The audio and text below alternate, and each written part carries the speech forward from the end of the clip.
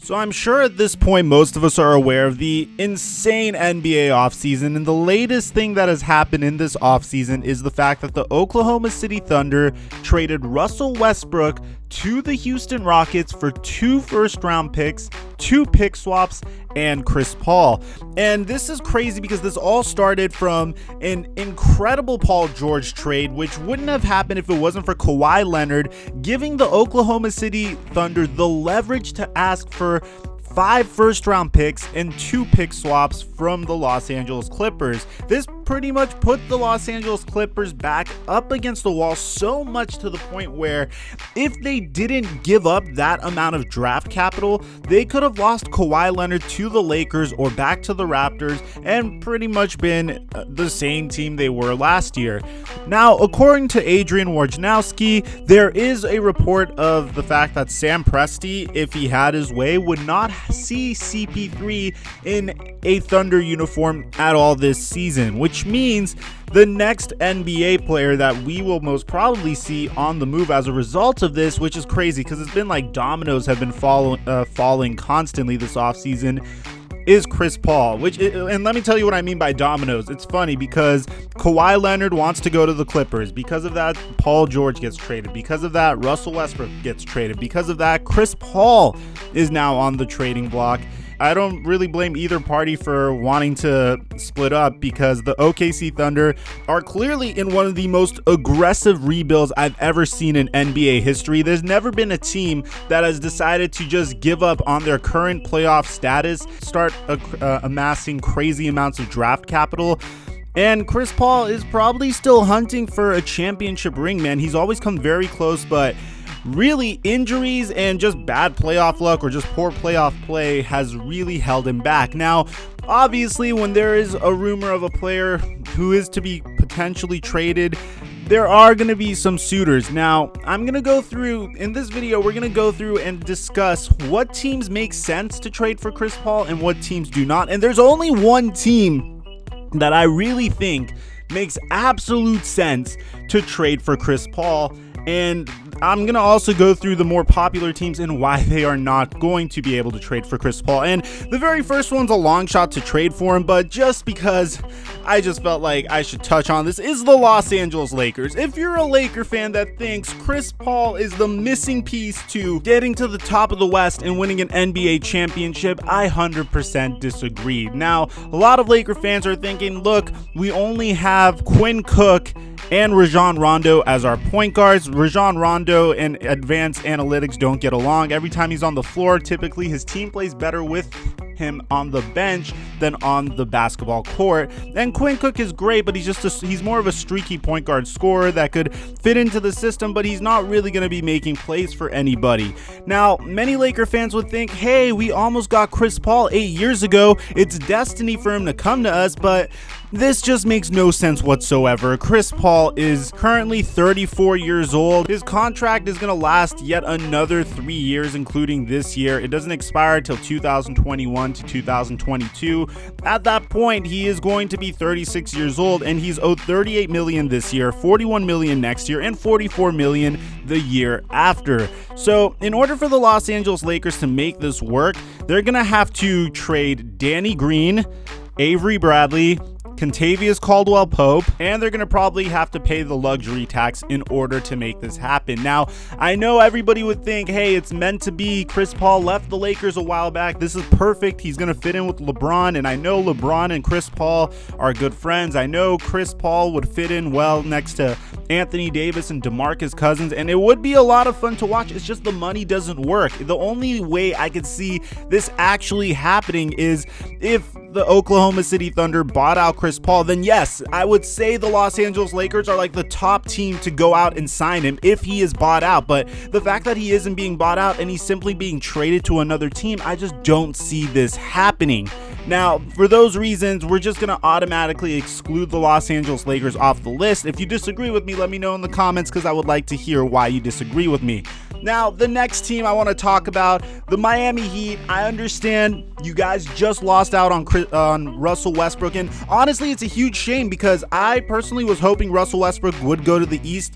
I did think that the Miami Heat currently are maybe like a 5 to 8 seed right now in the East, and the East isn't really super strong, honestly. I felt like Russell Westbrook next to Jimmy Butler could have catapulted them up to a 1 to 4 seed. And again, I'm giving a huge range of seeds here because you don't know how chemistry is going to work. You don't know how coachable they are. You don't know if there's going to be any drama. That's why I'm giving a broad range of seeds here.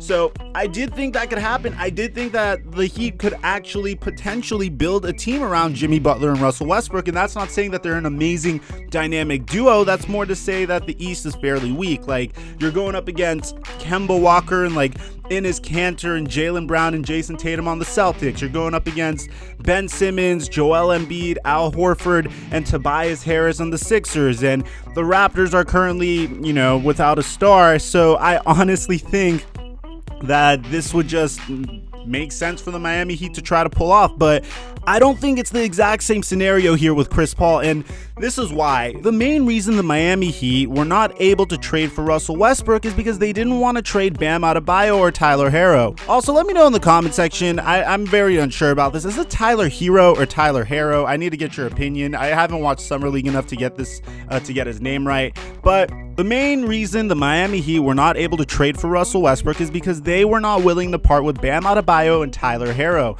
So if they weren't willing to part with Bam and Tyler for Russell Westbrook, what makes you think that they're going to be willing to give up young assets and picks? Because of course, if you're dealing with Sam Presti, he's going to be asking you for your first round picks in order to get in my opinion, a lesser prospect in Chris Paul. Again, this is nothing against Chris Paul. It's just he's 34 years old. He had his worst year this year with a 16 PER. He's definitely on the downswing of his career. He is not worth the money you are paying him at this point. He's essentially where Carmelo Anthony was when he was traded to the OKC Thunder. This is the beginning for Chris Paul. And this is just my opinion. You could agree or disagree on this. So what makes you think the Miami Heat are going to be willing to give up significant assets to trade for Chris Paul just to get Jimmy Butler, another star, to compete in the East? Nobody in Miami is going to be excited about that. Chris Paul isn't a consolation prize. You're pretty much going to be just kicking yourself saying, dang, we could have had Russell Westbrook the entire year. Now, if they could prove me wrong, this isn't like set in stone. For all you know, I've seen crazier stuff happen this offseason, like the Kawhi Leonard deal. I've seen way crazier stuff happen this offseason, but it just doesn't make logical sense to me. If Pat Riley wasn't willing to part with his assets for Russ, why would he go and part with his assets for Chris Paul? Now, here is the final team, and this is the team that I just think is perfect for Chris Paul. This is the team that I think is actually going to trade for Chris Paul, and that is the Minnesota Timberwolves, and here is why. The Minnesota Timberwolves are in a situation where they have a very good number 1 overall pick, and they have a disappointing number 1 overall pick. And we all know the very good number 1 overall pick is Karl Anthony Towns. He's a big man. He's a modern NBA big man. He could stretch the floor. He could play inside. He plays good defense. And the disappointing number 1 overall pick is Andrew Wiggins. He was given a 5-year, $148 million contract in 2017 despite not really living up to expectations, and the Wolves were hoping that he could live up to expectations, and so far he hasn't. He's just a streaky scorer who takes horrible shots, and analytics just don't agree with Andrew Wiggins. The modern NBA doesn't like a player that shoots a lot of mid-range jumpers. He takes low percentage shots and he's very passive at times. But the Timberwolves still owe him a lot of money, and at this point, after 5 years, I'm pretty sure the Timberwolves are done waiting for him to develop. Sure, he did seem to have potential in his second and third year in the league, but at this point, it might be time to give up on him, because now you can't worry about Andrew's development. Rather, you need to worry about Karl Anthony Towns taking your franchise seriously. Taking your franchise seriously as a team that will do whatever it takes to put him in a position to potentially win a championship. Now, for that reason, I could see a trade that gives them Chris Paul, while they have to give up Andrew Wiggins, working for both sides.